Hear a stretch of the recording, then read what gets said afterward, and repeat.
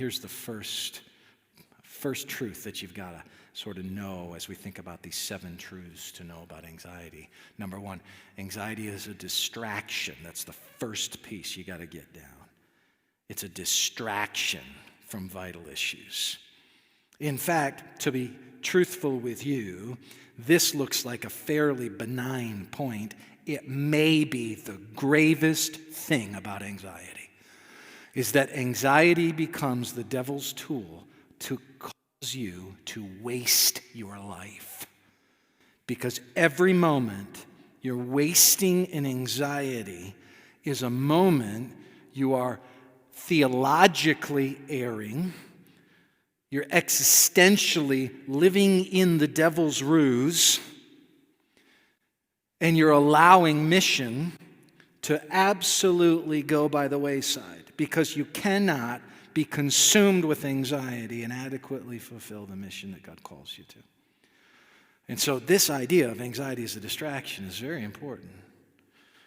Now, you should have cares. We're not here to say the opposite of anxiety is a careless existence. It's that you have to have the rightly appropriated cares, not things that cause you to turn back in on the self and become more self-consumed. That's what anxiety does. See, anxiety makes an idolater out of you.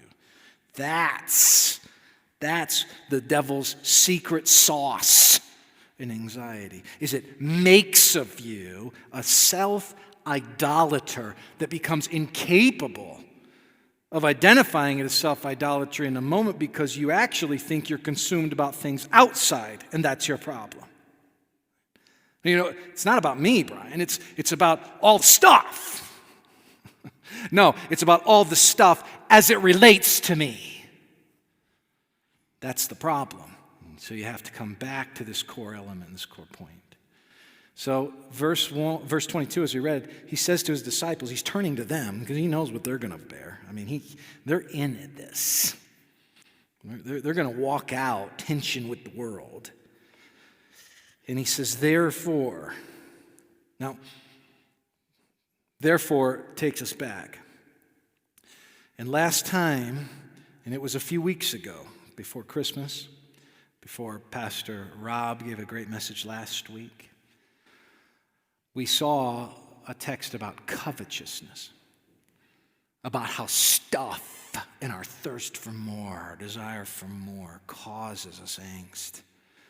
How the most natural thing for a human is to desire, and yet the pollution that the devil has of that desire is it makes us want more and more and more. And so remember the guy who says, you know what, I've got so much, I don't know what to do with it. I know what I'll do. I'll store it. I'll get bigger barns and storehouses, and I'll just keep amassing and amassing. Right? And yet God will demand his life from him, and all that stuff will go away. Therefore, in light of that, he says, I tell you, don't be anxious. Don't be weighed down by cares. And look at your text carefully here. About your life. About your life. He explains that a little bit. What you'll eat, or about your body, what you'll put on. For life is more than food. See that? Life is more than food, and the body more than clothing. Life is more than material existence. So if you're consumed with the stuff of this world, he's saying you're consumed with the wrong things. Because what you're doing is you're treating it as though that's the totality of life. And yet, it's not the totality of life. Life consists of a lot more than that. Now, interestingly, he says, don't be anxious about not just life, but your text says, don't be anxious about your life. Anytime you see that, you have to pause. Because you have to see that Jesus, in this case, is bringing your story front and center.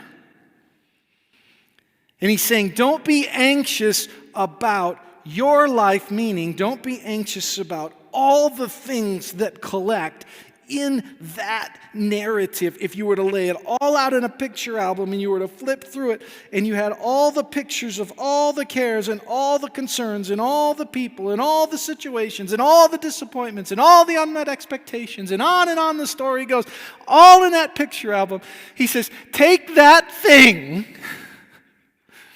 and don't let that give you anxiety.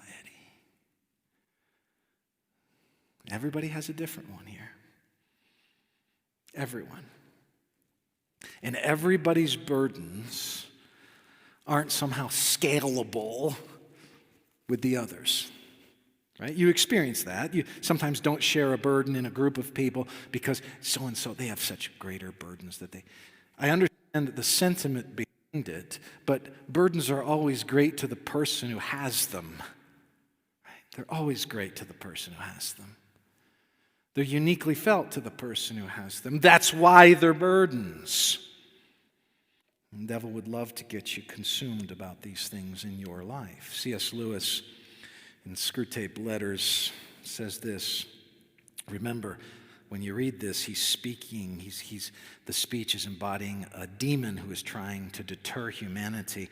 There is nothing like suspense and anxiety for the barricading a human's mind against the enemy, against God.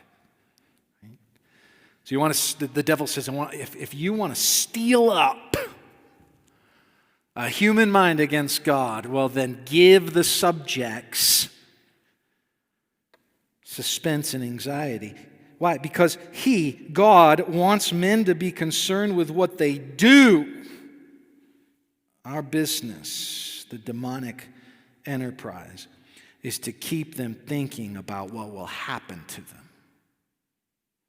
See, if we can distract them with circumstances, if we can get them thinking about what will happen with their kids, if we get them thinking about their grandkids in the world they grow up in, if we get them thinking about the finances of tomorrow, if we get them thinking about the relationships that are just plaguing and beating them down, if we get them thinking about all the things that in the past they wish would not have happened, and that regret keeps coming up and keeps reemerging as a kind of present and future reality. If we just stick them there, then they'll be so distracted they won't even think about what they need to do,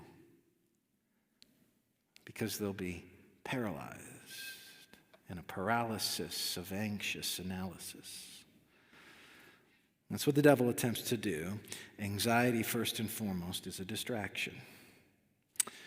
Your life, with all of its baggage, consists of much, much more.